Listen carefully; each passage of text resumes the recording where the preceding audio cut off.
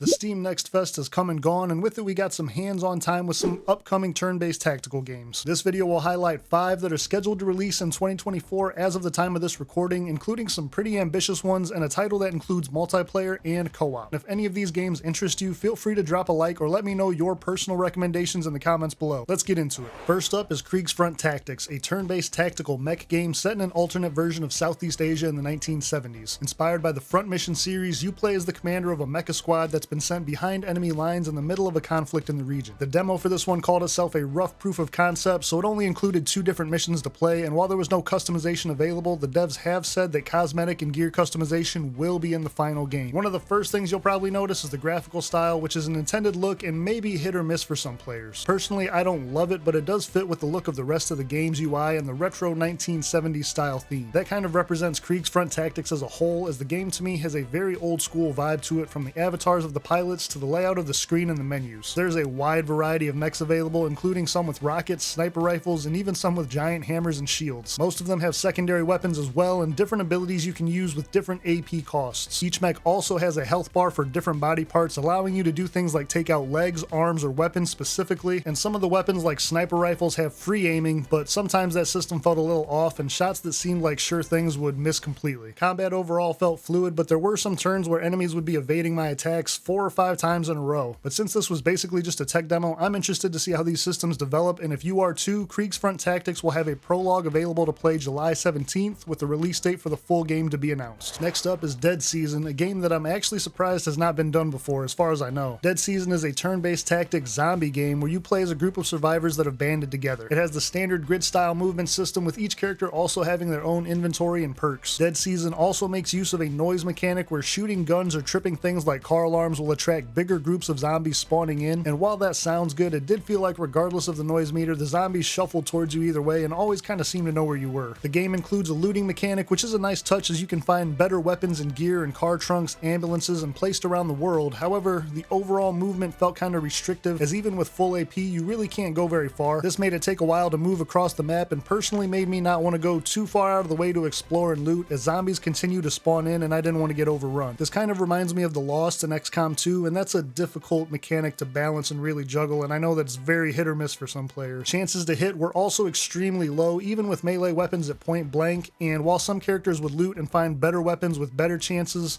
the others would just miss 4 attacks straight in a row in their turn. There was a chainsaw though, and that was pretty awesome, as well as a level where you start up a combine and run over zombies in a field. However, character customization and creation didn't seem to be a thing in the game, and I'm not really sure how death works. I had a character die, turn into a zombie, and die again, yet she was in the next cutscene and alive for the following mission. This makes me wonder how the game intends to handle it. Maybe that was a demo issue, but if the zombie mechanic is there but set characters are in cutscenes, I don't really know how that's going to work. Overall, as somebody who tends to be a sucker for zombie games and zombie settings, Dead Season has solid bones and potential, and with the release scheduled in 2024, I'm hoping we get to see what the full product looks like soon. This next one you've probably heard of. Tactical Breach Wizards has been getting a lot of press lately, and is a game where you play as a team of spec ops wizards that love to knock people out of windows. Seriously, it's like a major game mechanic. If you can't tell from the premise, the art style, or the window tossing, Tactical Breach Wizards doesn't take itself too seriously. You will play as predetermined characters in a linear story, basically breaching into rooms one at a time while having dialogue in between to fill out the characters and the backstory. There is no voice acting, so reading is a big thing here, but honestly, I found a lot of the dialogue to actually be pretty funny. There is a heavy sarcastic tone to a lot of it, as well as the game just kind of poking fun at itself in some ways. This all adds to the overall whimsical feeling, keeping it light and actually helping to break up the somewhat repetitive cycle of breaching into rooms one at a time. The key mechanic of Tactical Breach Wizards is the ability to rewind after you see how your actions play out, so you can adjust and approach missions different ways without too much fear of failure. Obviously, this makes the game more forgiving than most, and in some ways more like a puzzle that you can figure out on your own. Pacing of the battles actually felt really good, and the game didn't really feel like it wasted a lot of your time, as there wasn't a lot of downtime outside of the dialogue breaks. The characters in the world are a little absurd and over the top, but the quick feel of the combat and the witty dialogue went a long way, as I actually enjoyed Tactical Breach Wizards quite a bit for what it is. And with the release date of August 22nd, we really don't have very long to wait to see the full game. The next 2 games are more ambitious than the previous ones, with Forgotten but Unbroken really giving a lot of XCom vibes in a World War II setting. This turn-based squad tactics game says it is dedicated to realism, with carefully selected stories and events from World War II being a big part of the game, as well as features like newspapers that link directly to the time period and events that happened. There are no over-the-top abilities or magical healing mechanics, mechanics, just military tactics and might. The demo had some stiff animations and voice lines, but overall is very polished and graphically looks great. Forgotten but Unbroken also has a base of operations with different facilities and buildings you can construct and staff with your soldiers. Resources play a big part here, as well as things like weather, disease, and troop morale. I was a little disappointed that the soldiers themselves don't seem to be renameable or customizable outside of a skill tree, and I didn't even find a way to be able to change classes, but that may just be a demo thing that you can do later in the full game. As for the combat, there are a lot of systems in Forgotten but Unbroken at first glance. The standard grid movement, full and partial cover systems, will points and panic, individual inventories, and percentage shots like XCom with aim that you can tweak by using action points. The AP system felt a little overdone to me, with soldiers having 30 plus action points that were still just basically moving, throwing grenades, or shooting. I assume that more abilities or things will become available as you progress through the game. The combat also felt a little long, like enemies had too much health and my soldiers didn't quite do enough damage. Taking 5 hits to kill one single enemy when there are 8 of them and 3 in my squad just felt like a recipe for disaster, and more reason to carefully consider each move. With the realistic intent, this kind of gives Commando vibes, where you have your small squad, but you have to figure out how to prevail even though you're outgunned and outnumbered. And I did see as the game progresses, you're able to expand your squad up to 6 soldiers. One other small thing I did notice, the demo was a 28GB download, and that kind of makes me wonder about the full game size, but I'm very interested to see the final version of Forgotten but Unbroken when it releases. Right now, there's no firm date, just 2024.